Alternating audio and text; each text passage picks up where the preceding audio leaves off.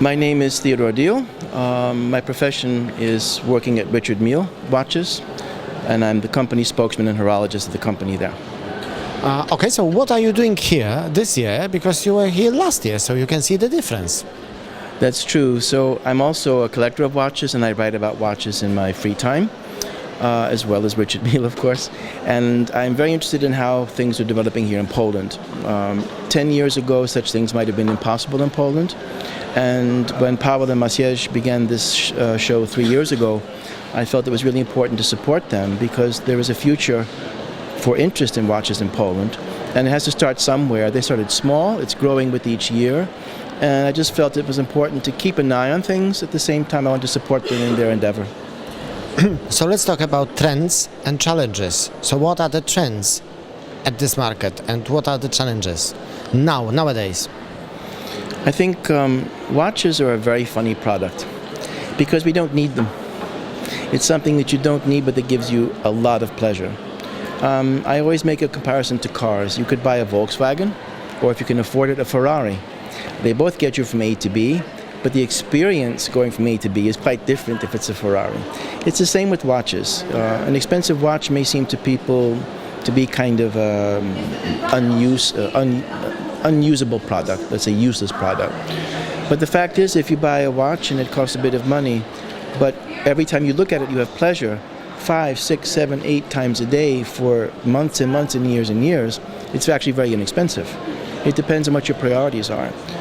The other thing I would say is that for men especially, but also for women, a watch is a really important emotional product that says something about themselves and gives them a feeling of feeling good with themselves.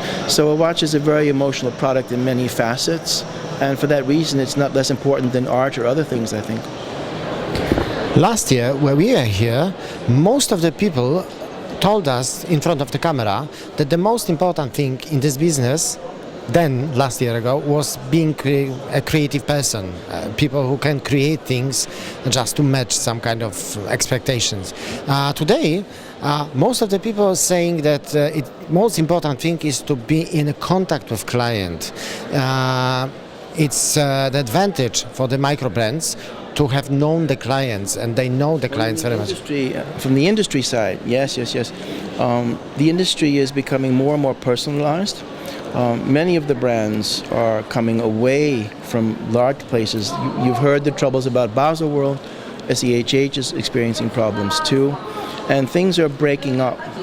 We have shows in London, and in New York, and then in Paris, and then extra shows in Geneva, and then other shows springing up almost like flowers and plants every year.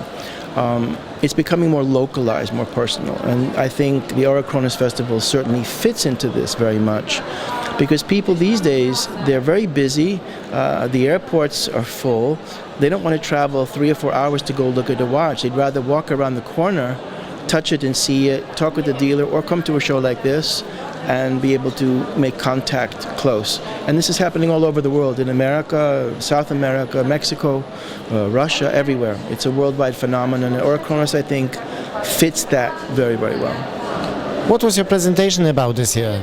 Oh, I had a presentation today about a favorite subject of mine. It's John Harrison, who invented the first really pocket-sized chronometer. It was a very large pocket watch, about like that.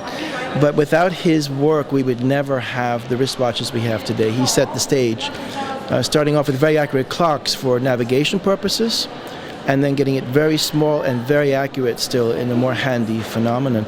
You have to remember that in his day, if you were just a few seconds off in your navigational calculations, you ended up crashing on the rocks.